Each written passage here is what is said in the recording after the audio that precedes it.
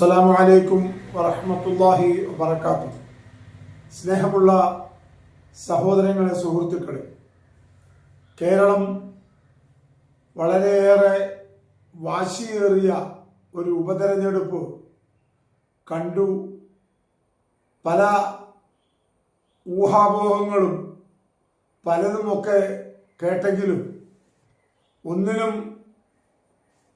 കുഴപ്പം വരാത്ത വിധത്തിൽ വളരെ ഭംഗിയായ രീതിയിൽ ആ തെരഞ്ഞെടുപ്പ് കലാശിച്ചു എന്നത് വളരെയേറെ സന്തോഷകരമായ ഒരു കാര്യമാണ്. പക്ഷെ അവിടെയും ഒരു കാര്യം നമുക്ക് കേരളത്തിൽ മനസ്സിലാക്കാനുള്ളത്, യാഥാർത്ഥ്യമായ രീതിയിൽ ഒരു കാര്യം വിലയിരുത്തുന്നവരോ ഉള്ളതുപോലെ പറയുന്നവരോ ആയിട്ടുള്ള ഒരു രാഷ്ട്രീയ നിരീക്ഷകരെയും ഒരു ബുദ്ധിജീവികളെയും ഒന്നും നമുക്ക് കാണാൻ പറ്റുന്നില്ല. എല്ലാവരുടെയും ഉള്ളിൽ അവനവൻ്റെ രാഷ്ട്രീയത്തെ, അവനവൻ്റെ കാഴ്ചപ്പാടിനെ ഉയർത്തി പറയുക, വർഗീയതയാണെങ്കിൽ വർഗീയമായ കാഴ്ചപ്പാട് പറയുക, അതല്ലാതെ സത്യസന്ധമായ ഒരു നിരൂപണം നടത്തുന്ന രാഷ്ട്രീയ നിരൂപകരെ നമുക്കിവിടെ കാണാൻ പ്രയാസമാണ്. അത് എന്തിനാണെങ്കിലും, ഏത് വിഷയത്തിൽ വന്നാലും അങ്ങനെ തന്നെയാണ്. യുദ്ധത്തെക്കുറിച്ച് പറഞ്ഞാലും അങ്ങനെ, എന്ത് വിഷയത്തെക്കുറിച്ച് പറഞ്ഞാലും അതിലൊക്കെ വെള്ളം ചേർത്തല്ലാതെ പറയില്ല എന്നൊരു രീതി. നമ്മളൊക്കെ ഒരു പരിധിവരെ വളരെയധികം സന്തോഷത്തോടു കൂടെ കേൾക്കുമായിരുന്നു അഡ്വക്കേറ്റ് ജയശങ്കർ എന്തെങ്കിലും കാര്യങ്ങളൊക്കെ പറയുമ്പോൾ. കാരണം ഒരുമാതിരി നിഷ്പക്ഷമായി കാര്യങ്ങൾ പറയാൻ അദ്ദേഹത്തിന് അറിയാം. അദ്ദേഹം പറയും.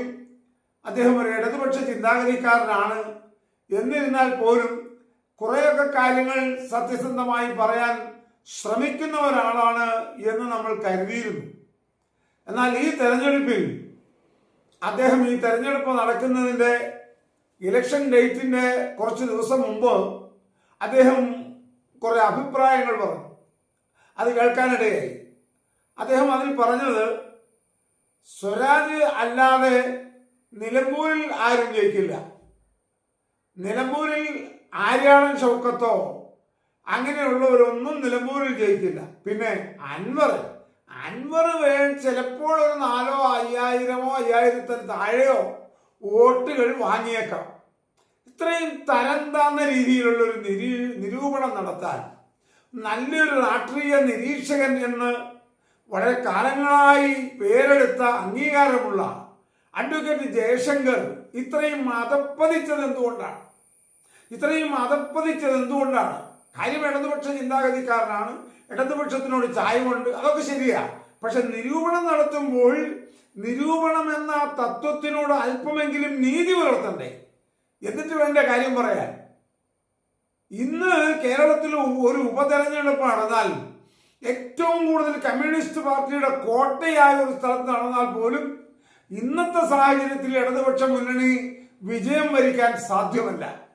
കാരണം കേരളത്തിലുള്ള ജനങ്ങൾ പത്രം വായിക്കുന്നവരാണ്, അവർ TV കാണുന്നവരാണ്, അവർ മൊബൈലിലൂടെ കാര്യങ്ങൾ മനസ്സിലാക്കുന്നവരാണ്. അങ്ങനെയുള്ള ഏതാണ്ട് നല്ല ശതമാനം ആളുകളും അങ്ങനെയാണ്.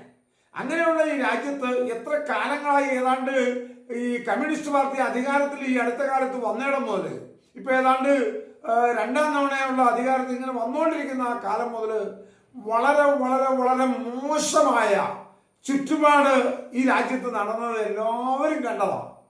ആ പാർട്ടിയെ വീണ്ടും അധികാരത്തിൽ കയറ്റാൻ ഏത് സ്വരാജിനെ അല്ല, അതിനേക്കാൾ യോഗ്യനായ ഒരു സ്ഥാനാർത്ഥിയെ കൊണ്ടുവന്നാലും ആ സ്ഥാനാർത്ഥി ഒന്നും പച്ചപിടിക്കില്ല എന്നുള്ള വസ്തുതയല്ലേ? കാരണം ഇവിടെ കമ്മ്യൂണിസ്റ്റ് എന്ന് പറയുന്ന കുറച്ച് ആളുകളേ ഉള്ളൂ. ബാക്കിയുള്ളവർ കമ്മ്യൂണിസ്റ്റും ആകാം, കോൺഗ്രസും ആകാം.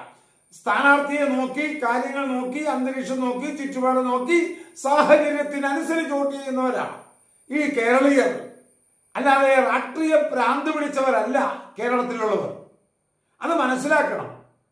കാരണം എന്താ, ഈ രാജ്യം ഭരിക്കുന്ന ഈ മുഖ്യമന്ത്രിയുടെ ഓഫീസ് പോലും ഒരുപാട് അഴിമതികൾക്കും ഒരുപാട് കള്ളത്തരങ്ങൾക്കും ഒരുപാട് വൃത്തികേടുകൾക്കും ചൂട്ടുപിടിച്ചു. അത് മുഴുവനും അവിടെ നടന്നു. ശിവശങ്കരൻ IAS-കാരനാണ്, ഗവൺമെന്റ് സെക്രട്ടറി, മുഖ്യമന്ത്രിയുടെ ഏറ്റവും പ്രധാന അടുത്ത ആളാ, ഏറ്റവും അടുത്ത ആളാ. വേറൊരു സ്വർണ്ണ കള്ളക്കടത്തുകാരിയായ ഒരു പെണ്ണിന്റെ കൂടെ, സ്വപ്ന എന്ന് പറയുന്ന പെണ്ണിന്റെ കൂടെ 5 മണി കഴിഞ്ഞാൽ അവരുമായി ഒരുമിച്ച് ഹോട്ടലിൽ പോവുക, മദ്യപിക്കുക, നൃത്തം ചെയ്യുക, അവരുമായി ശാരീരിക ബന്ധം എന്തെങ്കിലും ആവട്ടെ. ആരാണ് ഒരു IAS ഏറ്റവും ഉയർന്ന ഒരു ഉദ്യോഗസ്ഥൻ? അങ്ങനെയുള്ള കാര്യങ്ങളൊക്കെ അവിടെ നടക്കുക. മുഖ്യമന്ത്രിയുടെ ഓഫീസുമായി ബന്ധപ്പെട്ട് ചില കാര്യങ്ങൾ ഉണ്ടായപ്പോൾ അത് ആളുകൾ കണ്ടുപിടിക്കുന്നു വന്നപ്പോൾ ഫയലുകളെല്ലാം അവിടെ കത്തിക്കുക. എന്തിനേറെ ഈ കള്ളക്കടത്തുമായി ബന്ധപ്പെട്ട സ്വപ്ന സുരേഷ് എന്ന് പറയുന്ന സ്ത്രീയെ തിരുവനന്തപുരം മുതൽ ബാംഗ്ലൂർ വരെ ഒരു ചെക്ക് പോസ്റ്റിലും തടസ്സമില്ലാതെ കൊണ്ടുപോയി എത്തിക്കുക. ഇതൊക്കെ ഈ രാജ്യത്ത് നടന്നതല്ലേ? ഇതെല്ലാം ഈ ആളുകൾ കാണുകയല്ലേ? ഇതെല്ലാം ഈ മുഖ്യമന്ത്രിയുടെ ഈ ഭരണത്തിന് കീഴിലല്ലേ ഉണ്ടായത്? ഇതൊക്കെ മറച്ചു വെക്കാൻ എങ്ങനെ കഴിയും? ആരെങ്കിലും മറച്ചു വെച്ചാലൊന്ന് മറയുമോ? ഇതിനെ ആരെങ്കിലും വെള്ളപൂശാൻ നോക്കിയാൽ വെള്ളപൂശൽ നടക്കുമോ? എന്താ ഈ പറയണത്? സ്വർണ്ണക്കള്ളക്കടത്തുമായി ബന്ധപ്പെട്ട ഒരു സ്ത്രീ, ആ സ്ത്രീയെ പോലീസിന്റെ പിടിയിൽ നിന്നോ അല്ലെങ്കിൽ മറ്റ് അന്വേഷണ സംഘത്തിൽ നിന്നും അതിനെ രക്ഷപ്പെടുത്താൻ ആര് രക്ഷപ്പെടുത്തി? ആഭ്യന്തര വകുപ്പ്, ആഭ്യന്തരമന്ത്രി രക്ഷപ്പെടുത്തി എസ്കോർട്ട് കൊടുത്തു. തിരുവനന്തപുരം മുതൽ ബാംഗ്ലൂർ വരെ സ്റ്റേറ്റ് കടത്തി വിട്ടു. ഇവിടെ ഒരു പാവപ്പെട്ട ഒരു എന്തെങ്കിലും ഒരു ചെറിയ വണ്ടി പോയാൽ 100 തടസ്സം ഉണ്ടാവും. 100 സ്ഥലത്ത് ചെക്കിങ് ഉണ്ടാവും. ചെക്കിങ് മാത്രമല്ല, പിഴ ഉണ്ടാവും. പിഴ മാത്രമല്ല, പോലീസ് വഴിക്കിട്ട് അടിക്കും. എത്ര ആളുകളെ നമ്മൾ പത്രത്തിൽ കാണുന്നു. പോലീസ് പരിശോധനയ്ക്ക് വിധേയമാക്കുക, റോട്ടിലിട്ട് തല്ലുക, റോട്ടിലിട്ട് അടിക്കുക. എത്ര ലോക്കപ്പിൽ കൊണ്ടുപോയൊന്നല്ല, പോലീസ് സ്റ്റേഷനിൽ കൊണ്ടുപോയല്ല, നടു റോട്ടിലിട്ട് പോലീസ് ക്രൂരമായി മർദ്ദിക്കുന്ന എത്ര സംഭവങ്ങൾ നമ്മൾ കണ്ടു. ഈ രാജ്യത്താണ് തിരുവനന്തപുരം മുതൽ ബാംഗ്ലൂർ വരെ പ്രസിദ്ധയായ ഒരു സ്വർണ്ണ കള്ളക്കടത്തുമായി ബന്ധപ്പെട്ട ഒരു സഹോദരി, ഒരു സ്ത്രീ യാത്ര ചെയ്തു. ഒരു സ്ഥലത്തും ഒരു ചെക്കിങ്ങിൽ അവർ ഇടപെട്ടില്ല. അവർക്ക് സുഖമായി യാത്ര ചെയ്യാൻ പറ്റി. അതിനെക്കുറിച്ചൊക്കെ ഇടിയും അവരവർക്ക് അന്വേഷണം നടത്തി. അന്വേഷണം എവിടെ എത്തിയെന്ന് നമുക്ക് അറിഞ്ഞുകൂടാ. ഏത് അന്വേഷണത്തെയും മുക്കിക്കളയാവുന്ന സംവിധാനമാണല്ലോ ഇവിടെ ഉള്ളത്. അങ്ങനെ ഈ രാജ്യത്ത് ഈ മന്ത്രിസഭയും ഈ അധികാരവും വെച്ച് ഒരുപാട് വൃത്തികേടുകൾ നടക്കുന്ന കണ്ടപ്പോൾ അതിന്റെ ആ മന്ത്രിസഭയുമായി ബന്ധപ്പെട്ട് ഭരണകക്ഷിയുടെ ഒരു MLA ഈ രാജ്യത്ത് നടക്കുന്ന വൃത്തികേടുകളെ തുറന്നു പറയാൻ തയ്യാറായി. PV അൻവർ നിലമ്പൂരിൽ നിന്ന് ജയിച്ച, അതും കമ്മ്യൂണിസ്റ്റ് പാർട്ടി വോട്ട് ചെയ്ത് കോൺഗ്രസ്സുകാരനായിരുന്നു അദ്ദേഹത്തിന് തിരിച്ച് ഇങ്ങോട്ട് വന്നു. അങ്ങനെ ഒരു സ്വഭാവം കമ്മ്യൂണിസ്റ്റ് പാർട്ടിക്ക് പഴയ കാലം മുതലൊക്കെ ഉണ്ടല്ലോ. ഏതെങ്കിലും ഒരു കാലം കോൺഗ്രസ്സുകാർ സീറ്റ് കൊടുക്കാതെ വന്ന് സ്വതന്ത്രമായിട്ട് മത്സരിച്ചാൽ ഉടനെ കമ്മ്യൂണിസ്റ്റ് പാർട്ടി എത്തി പിന്തുണ കൊടുക്കുക, കുറച്ചു നാൾ കഴിഞ്ഞ് അയാളെ അരിവാൾ ചിറ്റിയുടെ ആളാക്കി മാറ്റുക.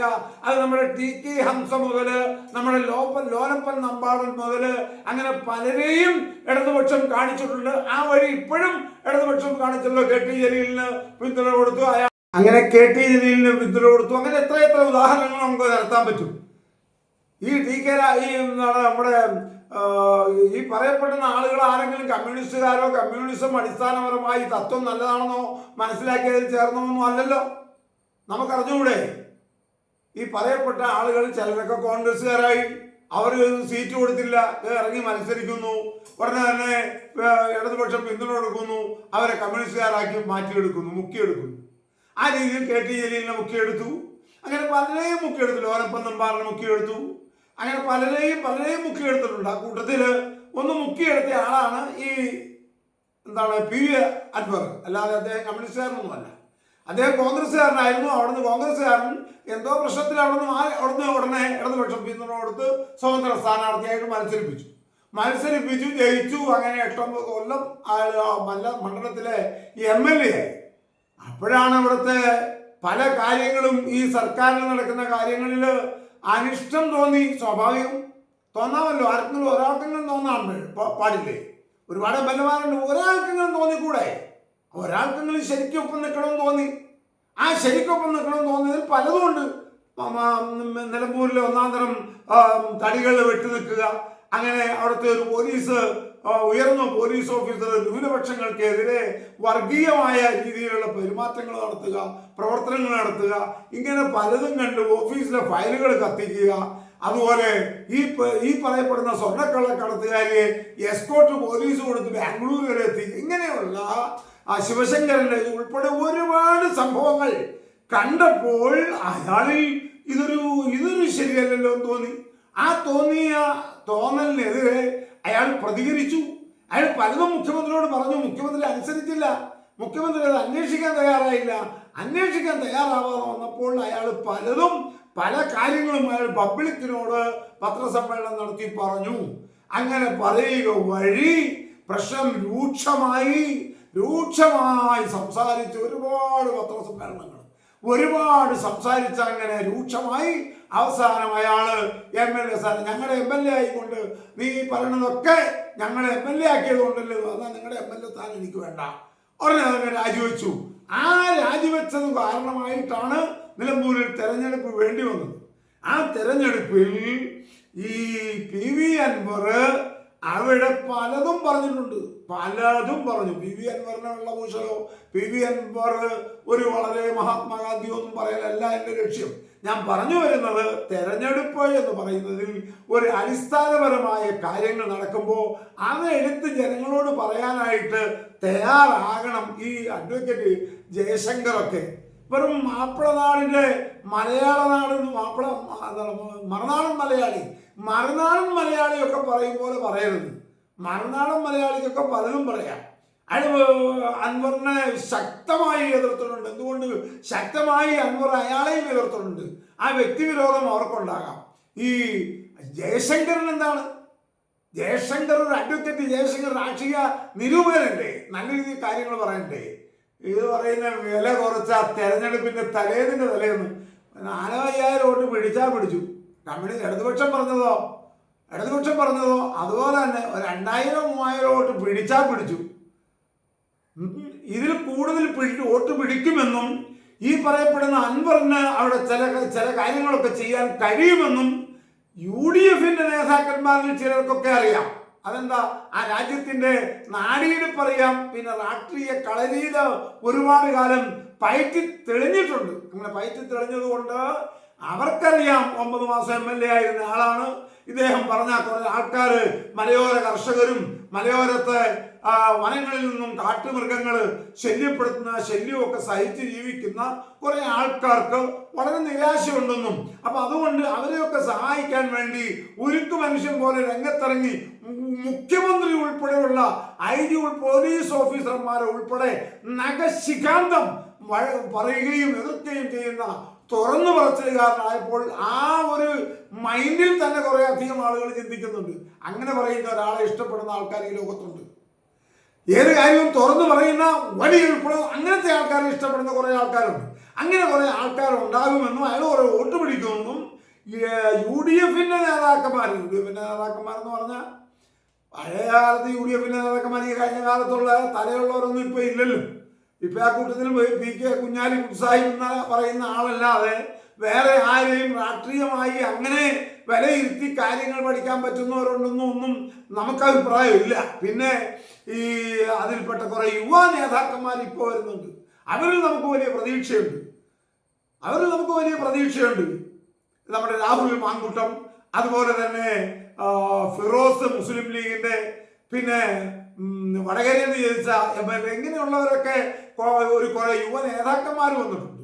അവർക്ക് ചില കാഴ്ചപ്പാടുമുണ്ട്, അവർക്ക് രാഷ്ട്രീയമായി ചില തീരുമാനങ്ങളുമുണ്ട്. അങ്ങനെ കുറെ ആൾക്കാരൊക്കെ ഉണ്ടെന്നുള്ളത് ശരിയാണ്. അതുകൊണ്ട് അതല്ലാതെ രാഷ്ട്രീയമായി നാളെ എന്ത് നടക്കുമെന്ന് അറിയാവുന്നവരെ എൻ്റെ അകത്താരും. അതുകൊണ്ട് തന്നെ അറിയാവുന്ന കുഞ്ഞാലിക്കുട്ടി സാഹിബ് ഉൾപ്പെടെയുള്ള ആളുകൾ, ആ മണ്ഡലത്തെ പഠിച്ച PV അബ്ദുൽ വഹാബ് ഉൾപ്പെടെയുള്ള ആളുകൾ ഇയാൾ വോട്ട് പിടിക്കുമെന്നും ഇയാൾ ശക്തിയുണ്ടെന്നും ഇയാൾക്ക് സ്വന്തമായി വോട്ട് പിടിക്കാനുള്ള പവർ ഉണ്ടെന്നും UDFലൊക്കെ ചർച്ച ചെയ്തു. പക്ഷേ ചർച്ച ചെയ്തെങ്കിലും അവർ പുറമെ നിന്ന് ചർച്ച ചെയ്ത ചർച്ച UDF പരിഗണിക്കാനോ അദ്ദേഹത്തെ UDFൽ എടുക്കാനോ കഴിഞ്ഞില്ല. കാരണം എന്താ? അദ്ദേഹത്തിന്റെ കൂടുതൽ ആരെയും വകവയ്ക്കാത്ത പെരുമാറ്റം കണ്ടപ്പോൾ ഞങ്ങൾക്കും ഇതൊരു വാരയാവോ, ഞങ്ങൾക്ക് നേരെയും പിണറായിക്ക് നേരെയും തിരിഞ്ഞ ഈ സാധനം ഞങ്ങൾക്ക് നേരെയും തിരിയുമോ എന്ന് സതീശൻ ഉൾപ്പെടെയുള്ള കുറെ ആൾക്കാർക്ക് ചെറിയ പേടിയും ഭയവും ഉണ്ടായേക്കാം. ആ ഉണ്ടായതിന്റെ പേരിൽ എന്തായാലും ഇങ്ങോട്ട് വേണ്ട എന്നൊരു തീരുമാനം എടുത്തു. അപ്പൊ രണ്ടായി. രണ്ടും രണ്ടായപ്പോൾ നഖശിഖാന്റെ നേതൃത്വം ഇലക്ഷനെ നല്ല പ്രചരണം കൊടുത്ത് നേരിടാന്ന് PV അൻവറും തീരുമാനിച്ചു. തീരുമാനത്തിൽ എന്തായി? യഥാർത്ഥത്തിൽ അവരെ അവിടെ നിലമ്പൂരിൽ ഇപ്പോൾ ജയിച്ചത് ആരാ? ഇപ്പോൾ നിലമ്പൂരിൽ ജയിച്ച നിലമ്പൂരിന്റെ മണ്ണ്, നിലമ്പൂരിന്റെ സ്വഭാവം മനസ്സിലാക്കി ഇപ്പൊ ജയിച്ചത് PV അൻവറാണ്. കാരണം PV അൻവറിന് ഒരു പ്രിയങ്ക ഗാന്ധി അവിടെ തെരഞ്ഞെടുപ്പിന് വന്നില്ല, അതുപോലെ തന്നെ ഒരു മന്ത്രി വന്നില്ല, ഒരു MLA വന്നില്ല, സ്ക്വാഡ് പ്രവർത്തനം നടത്താൻ ആളില്ല, വീട് ഇങ്ങനെയുള്ള ഒരു ബൂത്ത് കേന്ദ്രീകരിച്ചുള്ള പ്രവർത്തനത്തിന് ആളില്ല. ഇത് UDF അങ്ങനെയാണോ? UDF ഏറ്റവും ടോപ്പ് പ്രിയങ്ക ഗാന്ധി വന്നു എന്ന് പറഞ്ഞാൽ ചെറിയ കാര്യമല്ല. പ്രിയങ്ക ഗാന്ധി ഒക്കെ വന്ന 4 5 വോട്ടൊക്കെ മാറി അങ്ങ് പോകും. അതിന് മാത്രം ഒരു വിൽ പവർ, ഈ അട്രാക്ഷൻ ഈ പ്രിയങ്ക ഗാന്ധിക്കുണ്ട്. ആ പ്രിയങ്ക ഗാന്ധിയും മറ്റേ കുഞ്ഞാലിക്കുട്ടി സാഹിബും സതീശൻ ഉൾപ്പെടെയുള്ള UDF മുഴുവൻ ആളുകളും കൊള്ളാവുന്ന ആളുകൾ. നമ്മുടെ ഉമ്മൻചാണ്ടിയുടെ മകനൊക്കെ നല്ല നിലവാരമുള്ള ആളാണ്. ഉമ്മൻചാണ്ടിയുടെ മകന് അങ്ങനെ പലരും അവിടെ PK ബഷീർ അങ്ങനെ പലരും അങ്ങ് പ്രവർത്തിച്ചു. പ്രവർത്തനം എന്ന് പറഞ്ഞാൽ UDF ചരിത്രത്തിൽ ഇത്രയും അടുക്കും ചിട്ടയോടുകൂടെ ഒരു ഇലക്ഷൻ തെരഞ്ഞെടുപ്പ് പ്രവർത്തനം നടന്നതായി ചരിത്രത്തിൽ പറയാൻ കഴിയില്ല. ഇത്രയും അടുക്കും ചിട്ടയോടുകൂടെ UDF അങ്ങനെ ഒരാൾ അങ്ങോട്ട് പോകുമ്പോൾ ഒരാൾ ഇങ്ങോട്ട് വരും, ഒരാൾ അങ്ങനെ പറയുമ്പോൾ ഒരാൾ ഇങ്ങനെ പറയും, അങ്ങനെയാ പതിവ്. പക്ഷെ ഇതിലതുണ്ടായില്ല. ഇതിന് UDF അങ്ങനെ ഉണ്ടാവാതിരിക്കാൻ പല കാരണങ്ങളുണ്ട്. ഒരു കാരണം, മുസ്ലിം ലീഗിനെ സംബന്ധിച്ചിടത്തോളം PV അൻവർ ഈ ഷാരിയാടൻ ഷൗക്കത്ത് തോറ്റാൽ അത് മുസ്ലിം ലീഗ് PV അൻവർ വോട്ട് ചെയ്ത് കാലുവാരിയത് കൊണ്ടാണ് എന്ന് പറയുകയും UDF എന്ന് പറയുന്ന മുന്നണി വ്യവസ്ഥയെ തന്നെ ഒരു പക്ഷേ അത് ബാധിച്ചേക്കാം. അതുകൊണ്ട് നമ്മൾ വളരെ ജാഗ്രതയോടുകൂടെ പ്രവർത്തിക്കണം. നമ്മുടെ ഒരു വോട്ട് ചോർന്നു പോകാൻ പാടില്ല എന്നൊരു തീരുമാനം പാണക്കാട് തങ്ങന്മാർ ഉൾപ്പെടെ PK കുഞ്ഞാലിക്കുട്ടി സാഹിബ് ഉൾപ്പെടെ ഉള്ള തലം മുതിർന്ന മുഴുവൻ നേതാക്കന്മാരും ചെറിയ നേതാക്കന്മാരും ഒരുമിച്ച് തീരുമാനമെടുത്തു. നമ്മുടെ ഒരു വോട്ട് മാറാൻ പാടില്ല. നമുക്ക് കേരളത്തിലൊരു സർട്ടിഫിക്കറ്റ് ഉണ്ട്. എന്ത്? നമ്മൾ രാഷ്ട്രീയത്തിൽ വളരെ ശുദ്ധി ഉള്ള ആൾക്കാരാണ്. വഞ്ചനയില്ല, ചതിയില്ല, കുതികാല് വെട്ടൂല, കാലുവാരൂല, ഇങ്ങനെയൊന്നും നമ്മൾ ചെയ്യൂല എന്ന് എല്ലാവർക്കും അറിയാം. അതുകൊണ്ട് ഇവിടെയാണെങ്കിലും അങ്ങനെ സംഭവിച്ചാൽ അത് മുഴച്ച് കാണുകയും ചെയ്യും. കാരണം ഇത് കൂട്ടായ തെരഞ്ഞെടുപ്പല്ല, ഒറ്റയ്ക്കുള്ളൊരു മണ്ഡലത്തിലെ തെരഞ്ഞെടുപ്പാണ്. അതുകൊണ്ട് വളരെ ശ്രദ്ധിക്കണമെന്നും നമ്മൾ ശരിക്കും പ്രവർത്തിക്കണമെന്നും തീരുമാനിച്ച് ബൂത്ത് കമ്മിറ്റി ഉൾപ്പെടെ വാർഡ് കമ്മിറ്റി മുതൽ അതിന് ആളുകളെ നിയമിച്ച് ആരുടെ നേതൃത്വത്തിലാണോ ഓരോരുത്തരും ബൂത്ത് കല്ലിന് പഞ്ചായത്തിൽ ഇത്ര ആളുകൾ, അതുപോലെ തന്നെ മറ്റുള്ള എടക്കര പഞ്ചായത്തിൽ ഇത്ര ആളുകൾ, നിലമ്പൂരിലെ മുനിസിപ്പാലിറ്റി, ഇങ്ങനെ തീരുമാനിച്ച് കൃത്യമായി ആ കാര്യങ്ങൾ അങ്ങനെ നീക്കിയത് കേരള ചരിത്രത്തിൽ സിസ്റ്റമാറ്റിക്കലായി UDF ഇലക്ഷനിൽ ഏറ്റവും മുന്നിൽ നിൽക്കുന്ന ഒരു ഇലക്ഷനായിരുന്നു അത്.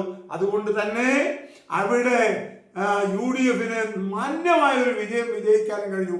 PV അൻവറിനെ പോലെ ശക്തനായ ഒരു MLA രാജിവെച്ച സ്ഥലത്ത് അദ്ദേഹം സ്ഥാനാർത്ഥിയായി മത്സരിക്കുക കൂടി ചെയ്യുമ്പോൾ അദ്ദേഹത്തിൻ്റെയും കൂടി അതുപോലെ ഇടതുപക്ഷത്തിൻ്റെയും സ്ഥാനാർത്ഥി ശക്തനാണ്. ഇതുള്ളപ്പോൾ നാം പിടിക്കണമെങ്കിൽ നന്നായി പിടിക്കണമെന്ന് തീരുമാനിച്ചത് കൊണ്ട് സിസ്റ്റമാറ്റിക്കലായി എല്ലാം UDF സതീശൻ സാഹിബിന്റെയും കുഞ്ഞാലിക്കുട്ടി സാഹിബിന്റെയും ഒക്കെ നേതൃത്വത്തിൽ കൃത്യമായി പ്രവർത്തനം നടന്നപ്പോൾ അഭിമാനിക്കാൻ വകയുള്ള വിജയം കിട്ടി എന്നത് വസ്തുതയാണ്. ഇടതുപക്ഷത്തിനെ സംബന്ധിച്ചിടത്തോളം അവരുടെ ചരിത്രത്തിൽ ഇന്ന് കേരളത്തിൽ ഉള്ളതിൽ വച്ച് ഏറ്റവും യോഗ്യനായ ഒരു സ്ഥാനാർത്ഥിയാണ് നിലമ്പൂരിൽ അവരിട്ടത്. അതിനപ്പുറത്തൊരു സ്ഥാനാർത്ഥി ഇനി വരാനില്ല. അതിനപ്പുറം ഒരു സ്ഥാനാർത്ഥി അവർക്ക് മുഖ്യമന്ത്രിമാർക്ക് കീഴ്പോട്ട് എടുത്താൽ ഒരാളും ഈ സ്വരാജിന്റെ അത്രയും കൊള്ളാവുന്ന തിളങ്ങുന്ന ഒരു സ്ഥാനാർത്ഥി അവിടെ വരാനില്ല. അത്രയും കൊള്ളാവുന്ന ഒരു സ്ഥാനാർത്ഥിയാണ് അവർ വെച്ചു കൊടുത്തത്. പക്ഷെ എന്നിട്ടും വിജയിച്ചില്ല എന്ന് പറഞ്ഞാൽ എന്താ? അത്രയും ഭരണവിരുദ്ധ വികാരം ജനങ്ങളുടെ ഉള്ളിലുണ്ട്.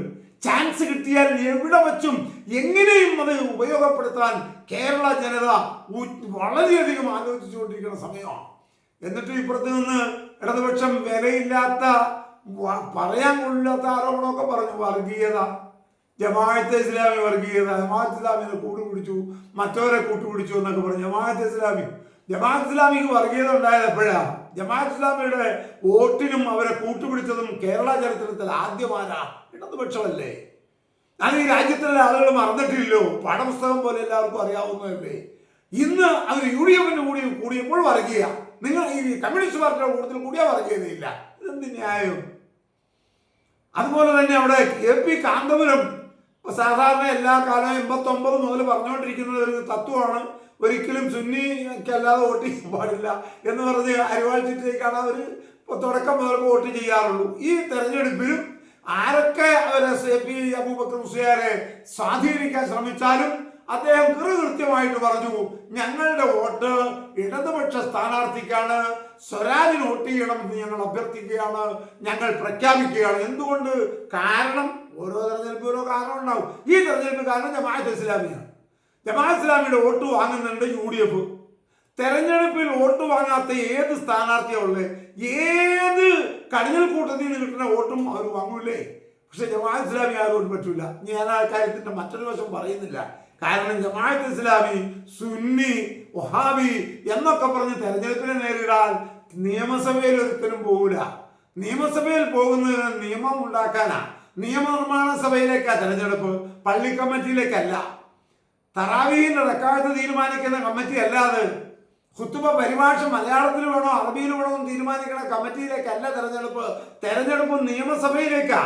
കേരളത്തിൽ ഇന്ത്യയുടെ ഒരു ഭരണഘടന അനുസരിച്ചോ ഭരണം നടത്തുന്ന കേരളത്തില് കേരള ഗവൺമെന്റ് ആ നിയമസഭയിൽ വന്ന് നിയമം ഉണ്ടാക്കുന്ന, നിയമം നിർമ്മിക്കുന്ന സഭയാ. ആ സഭയിലേക്കാണ് തെരഞ്ഞെടുപ്പ്.